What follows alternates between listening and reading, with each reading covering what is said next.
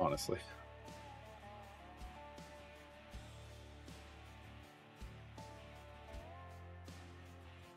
Speed potions just speed things up. They don't really apply a change the difficulty of some. Well, there's times if you're trying to animation cancel Valindra, ain't gonna work.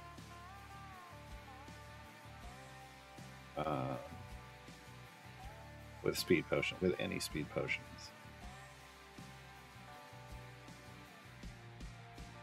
But that's a very finicky thing that I mean, it's a thing you can do. You just I don't know. I think I don't know that you can really do it right on Valindra.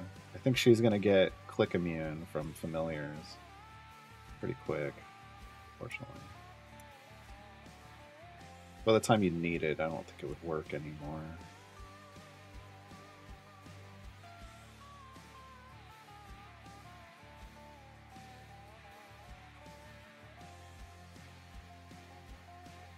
Where are we going? 250. This ramped up quickly. All right.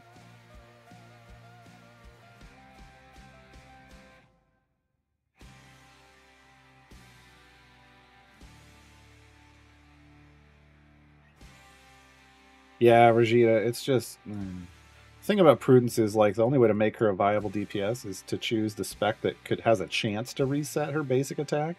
Otherwise, she has no wave clear. So you've got to almost run her constantly with fire breath potions or people that can give her, some kind of AoE effect, which makes things rough. There's a part of me that wishes they'd balance the game around the type of attack, like single target attacks. DPS is always going to do more damage than a cleave or a multi-hit, like, because you're just hitting one thing. So give it more of let them pack more of a punch, but that's not the way the game works. So that would at least give you a trade-off, right?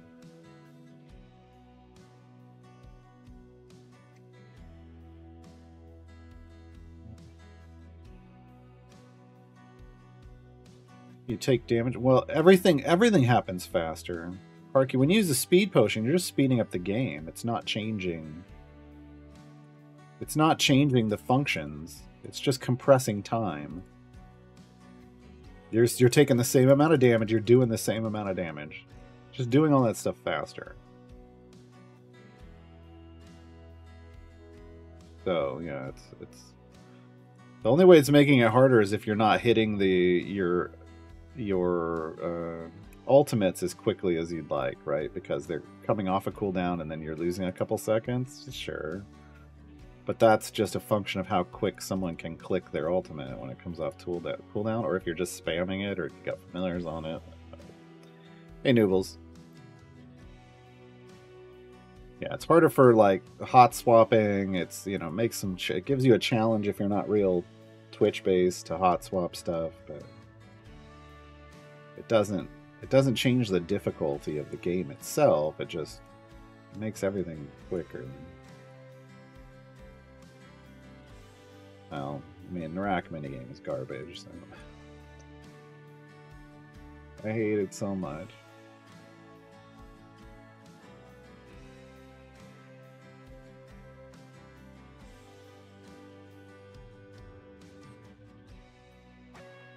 Zeddy, with that and then Briv, we put on his list for reviewing. I hope he takes it seriously and actually gets those decisions made, because the waiting in this game is for like things that are clearly problematic, and then they just wait. Well, how do we want to do this? Well, I don't want to think about it right now. That's the way it feels like.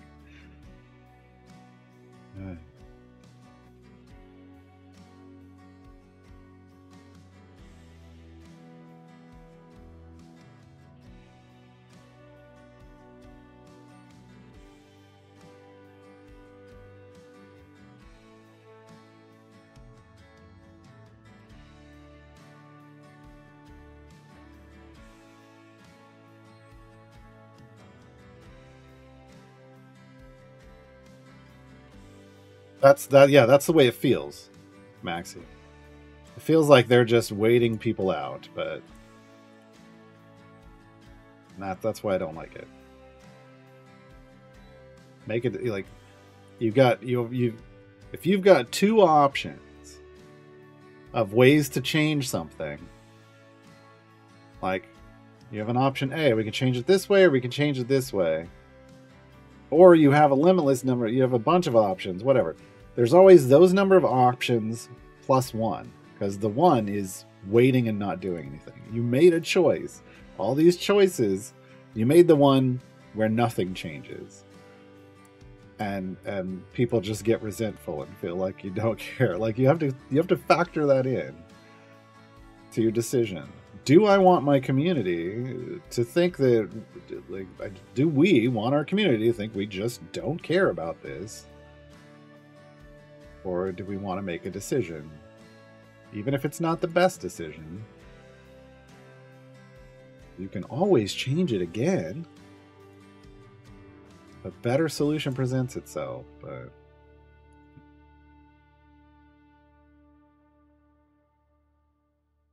oh yeah, I mean, I would never give up on the Narak thing, like ever. So it's not like they can wait me out on that one.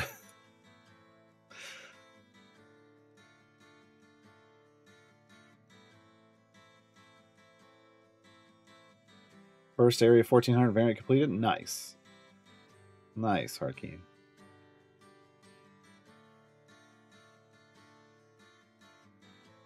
I mean, the public bug tracker was...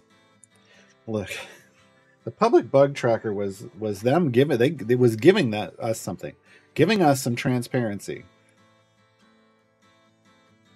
What people are now complaining about is that they didn't... Like, when the people complain about the way the bug tracker works, what they're complaining about is just the way... game dev works, and that's they're not going to change. Like your complaints are going to change game dev. There's always hundreds and hundreds and hundreds of bugs in the game, any game, always, and they always have to get prioritized. And some get done, and some never get fixed. And this is game dev. That's just game dev. What it seems to be the problem with some people is that they didn't understand that that's how game dev works, and that they can, if they're just loud enough, it'll get fixed. And it's like, no, like there's a whole hierarchy of things that determine where a bug gets placed on a priority list, and that's like, even if you take out the whole "can we fix it" question, which is definitely part of the whole thing, like, is this even fixable?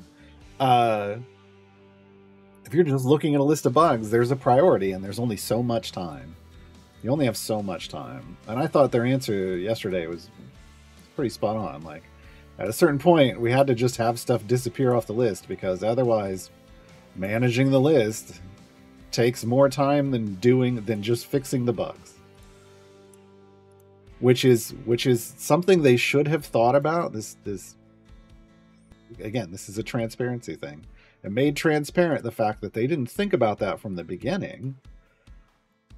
Otherwise, they never would have made the thing in the first place, because it was always going to end up that way. This is why most game studios don't have like public bug trackers. They may have public trackers of hand-picked things that are on their priority list so that they can show people, here's how things are getting done, but it's rarely like, here's every single reported issue in the game. And that public bug tracker isn't every single reported issue in the game. It's only if you go report it on that bug tracker. Which not everybody does, right? I don't even go there anymore. I haven't gone there in years.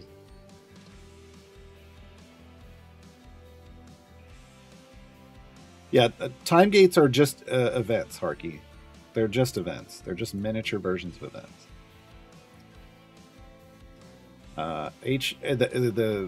The health in time gates, and the health in events, basically, and thus in time gates, is lower than the health in campaign. Priority based on whom or what? Exactly. Those are things you have to figure out. I don't. The public, the players don't determine priority. Um, the devs determine priority. So,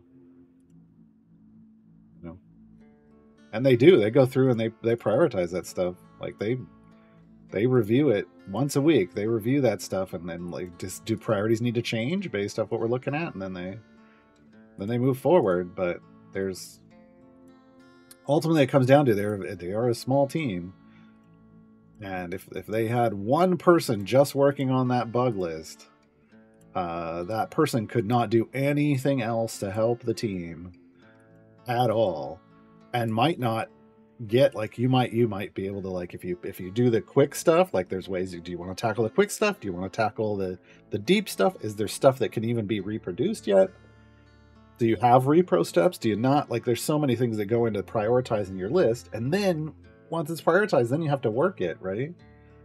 But then you have to update it every time new data comes in, right?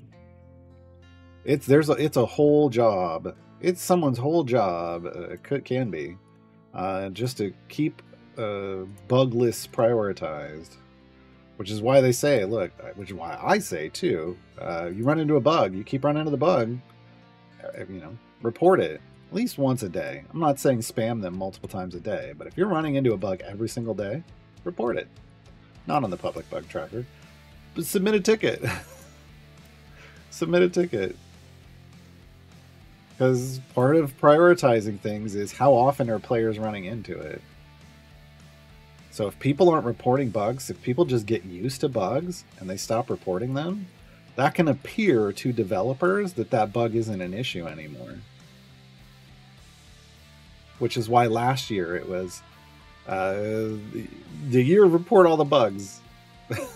Every time I ran into a bug, I was trying to report it.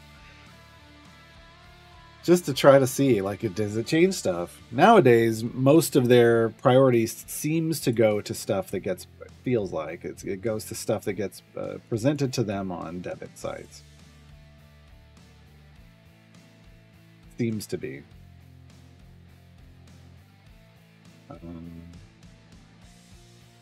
But not always, right? Like some of the stuff that's gotten fixed, I didn't hear about this on Dev Insights.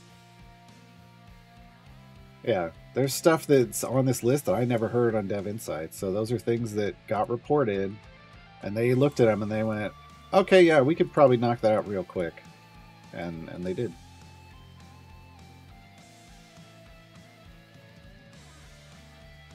Yeah, Nathless, and that's another issue with trying to get bugs fixed. You may see it, but if what you're reporting isn't something they see on their end, if they can't replicate it, that's so much harder to fix, if not impossible.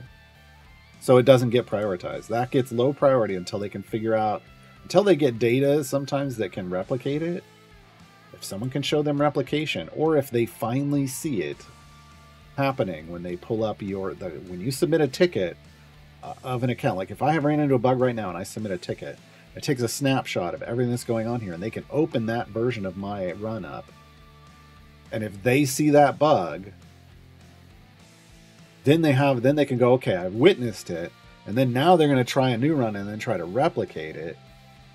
If they can replicate it, then that's something you can go work on, right? You can pass that on to a developer who hopefully if they can replicate it too, then they can pull up tracking software and try to track down what's going on. But if you can't even do that, no. So I work for Codename. I have 3 contracts with Codename. I am not a full-time employee of Codename Entertainment. I stream 2 shows for them. I'm under contract to stream 2 shows. GG2E on Thursdays and the tutorial show on Saturdays. And then I have a contract as a subject matter expert. So if and when they want my opinion on systems design, they can ask for it, and I have meetings about that.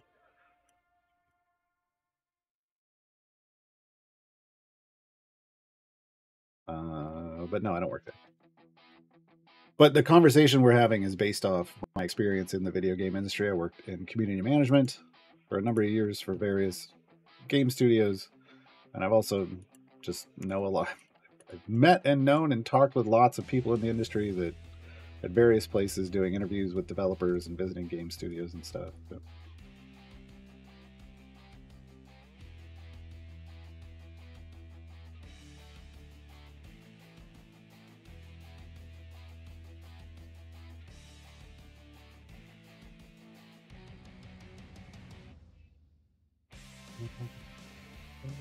Yeah, that's the thing, Striders. Sometimes stuff gets brought up on Dev Insights and they don't know about it because they're not like it's a bug. Or what are you gonna do? I've even asked, like, what are you gonna do? Do you have a priority in this bug? And they're like, I didn't even know that was a bug. I didn't know that was going on. It's because they're not Taylor. They're not working the support queue. When the game first came out, David was the one that answered support tickets.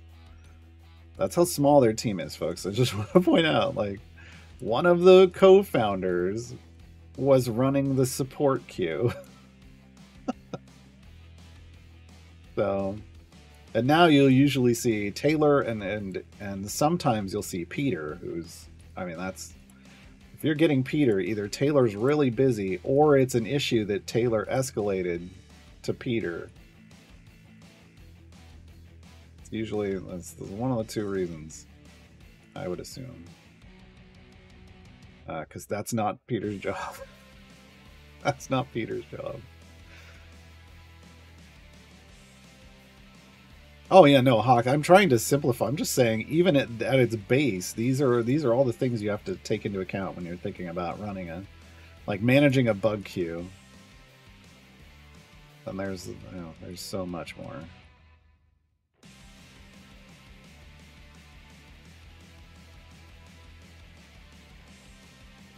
Oh no, Black Widow. I miss the original Del Taco. Like I'm talking about the taco. They used to make their taco, and it's like shell, and then they'd have a whole slice of tomato stuck in the side of the shell, and then they'd dump the ground beef and the lettuce and the cheese and everything on top of it, and that was the taco, and it was so good. And now they just sprinkle some diced tomatoes in, and I'm like, this is not. You used to pay a little extra for the slice of tomato taco, and it was worth it. It was worth it. Sorry. Got PM'd by Peter on the Discord for a bug. Yeah. Wasn't able to replicate it. I would.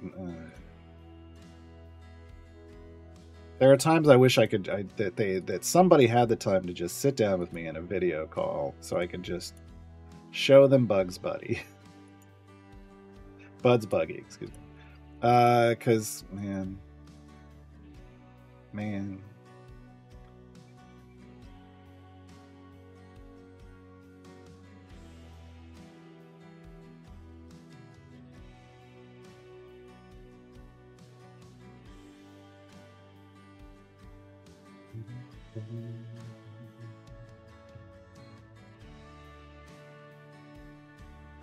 We have I'm in the Midwest now, Fuzzy Boots, but we finally got a Del Taco out here a few years back. It's just, and I go there at least once a week. But it isn't quite the same. It's definitely not quite the same experience that I remember when I was living in San Diego. If you can, like, I have sent them links to